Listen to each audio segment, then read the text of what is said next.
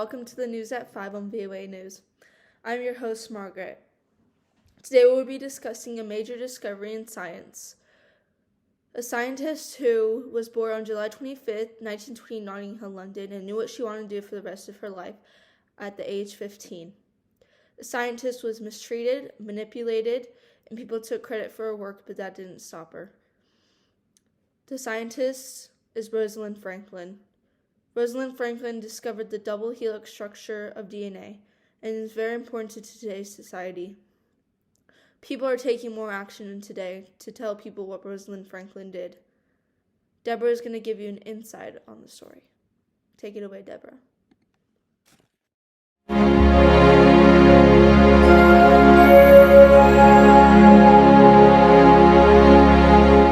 She just stood there. It's a magical moment in photograph 51.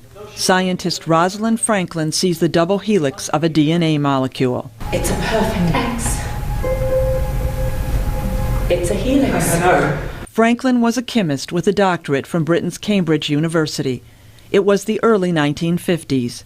She was in her 30s when she was working on DNA research. The play shows Franklin working tirelessly and mostly independently on her research. She often clashed with male colleagues who she felt treated her dismissively. Daniela Topol is the director of the play. She wasn't called Dr. Franklin, she was called Miss Franklin. She wasn't allowed to eat in the senior common room. All the men were allowed to eat at the senior common room.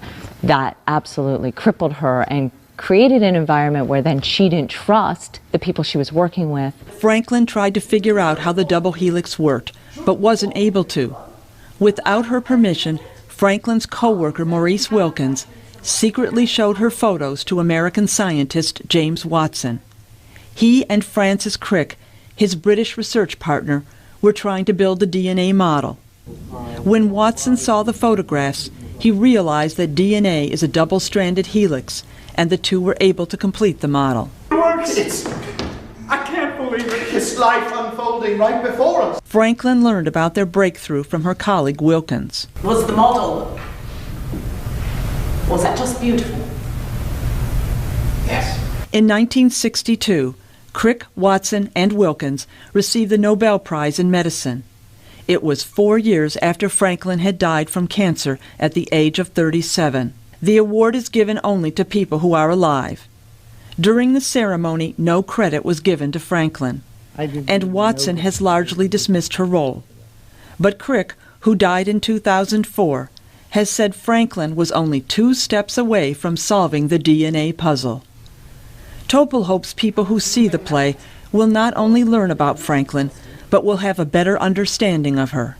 I want people to think about everything that Rosalind Franklin accomplished and how much more she could have accomplished had she not been isolated and marginalized and misunderstood and discriminated against. Franklin was a pioneer whose valuable DNA photograph helped change the world of genetics forever.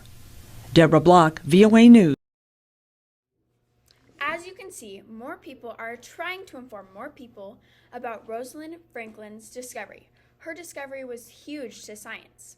People thought Rosalind was dark and kind of just not friendly. She was known as the Dark Lady of DNA. People also, though, made positive comments on her, saying that the pictures that she took were some of the best they've ever seen. Rosalind died before she won the Nobel Prize for her discovery, and people got the discovery over her. She died at the age of 37 from ovarian cancer on April 16, 1958. Back to you, Margaret. Thank you for the story, Deborah. I hope you all can celebrate what Rosalind Franklin did for us. Well, that'll be it. Thank you for watching VOA News, and good night.